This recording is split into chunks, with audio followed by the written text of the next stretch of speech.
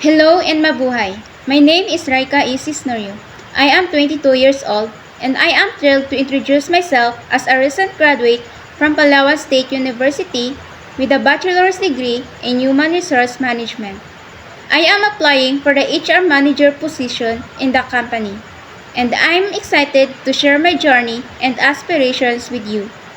During my time at university, I not only excelled academically but also actively participated in various HR workshops and seminars.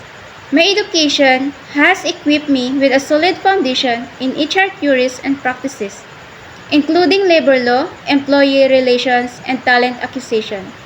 I completed an internship at local government units (LGUs) at Puerto Princesa City, Palawan, where I was involved in real-world HR projects.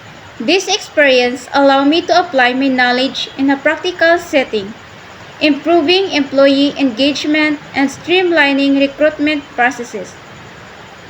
As an HR manager, I bring a blend of strong interpersonal skills and a strategic mindset. I am adept at using HR software and have a keen eye for identifying top talent. My ability to communicate effectively in both English and Tagalog ensures that I can connect with a diverse workforce. In this role, I aim to foster a positive work environment that encourages growth and development.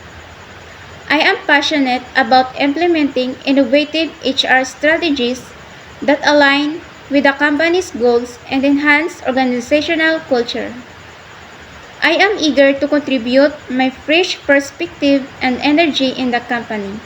I believe that my passion for HR and my commitment to excellence make me a perfect fit for your team. Salamat po for considering my application. I look forward to the opportunity to discuss how I can contribute to your success.